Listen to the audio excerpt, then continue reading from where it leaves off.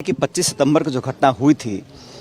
वो हमारी कांग्रेस अध्यक्ष परम श्रद्धेय सोनिया गांधी जी के विरोध में बगावती जो कार्रवाई हुई थी, जो ओपन डिफायंस हुआ था, जो रेबेलियन हुआ था, जो पार्टी को सच में पार्टी और सरकार को तो क्षति तब पहुंची थी जब सोनिया गांधी जी के आदेशों की अवमानना हुई थी। और खुलेआम 25 सितंबर को जो घटनाक्रम हुआ वो हम सबके सामने है। उसमें जो पार्टी ने स्वतः ही एक शो कॉज नोटिस जारी किया, उसके बाद जवाब आए नहीं आए, क्या कार्रवाई हुई, आज 5-6 महीने हो गए, तो सवाल तो ये बनता है ना, जो एंटी पार्टी गतिविधि चौड़े में हो रही है, सोनिया गांधी जी के आदेशों की अवमानना हो रही है, माखन साहब खड़गे साहब की जो बेइज्जती हुई, जो ओपनली उनको डिफाई किया गया और उसके बाद कार्रवाई की जो प्रक्रिया शुरू हुई फिर वो थम सी गई है। इस पर भी सर आपकी जो पुरानी मांगे थी, पुराने जो मुद्दे थे, खासतौर पर जो कार्रवाई करने की बात थी, 3 नेताओं पर पैरेलल मीटिंग बुलाई, वो क्या गौण हो गए हैं?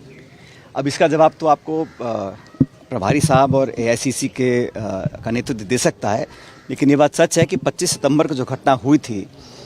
वो हमारी कांग्रेस अध्यक्ष परम श्रद्धेय सोनिया गांधी जी के विरोध में बगावती जो कार्रवाई हुई थी, जो ओपन डिफायंस हुआ था, जो रेबेलियन हुआ था, जो पार्टी को सच में पार्टी और सरकार को तो क्षति तब पहुंची थी जब सोनिया गांधी जी के आदेशों की अवमानना हुई थी और खुलेआम चुनौती दी गई थी। वो सब काम सबके सामने है, कोई पब्लिक डोमेन में कुछ छुपा तो कुछ है नहीं,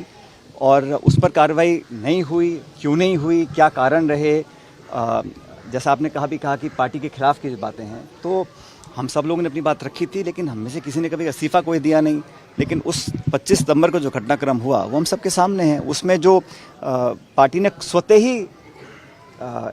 एक शो कॉज नोटिस जारी किया, उसके बाद जवाब आए नहीं आए, क्या कार्रवाई हुई, आज 5-6 महीने हो गए, तो सवाल तो ये बनता है ना, जो एंटी पार्टी गतिविधि चौड़े में हो रही है, सोनिया गांधी जी के आदेशों की अवमानना हो रही है, माखन साहब खड़गे साहब की जो बेइज्जती हुई, जो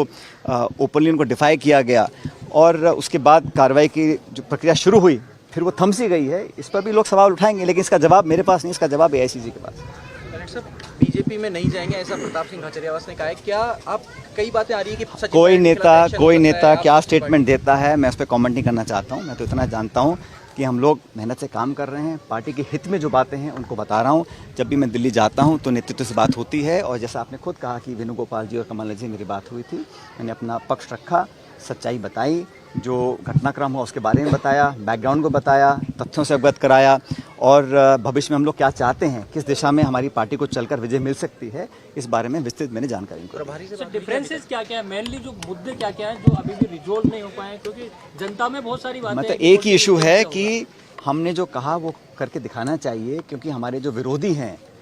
हमारे जो भाजपा के साथी हैं, विरोधी हमारे, जिनका मैंने कहा था हम धुआं निकालने की क्षमता रखते हैं, वो भाजपा के विरोधी कहीं भ्रम को ना फैला दें कि यहाँ कहीं कोई सांठगांठ की आशंका तो नहीं है। तो पब्लिक पे परसेप्शन बहुत महत्वपूर्ण होता है, तो वो परसेप्शन ना बने, इसलिए मैंने इस बात को रखा था कि समय बहुत कम बचा है, अब हमें कार्रवाई करनी पड़ेगी।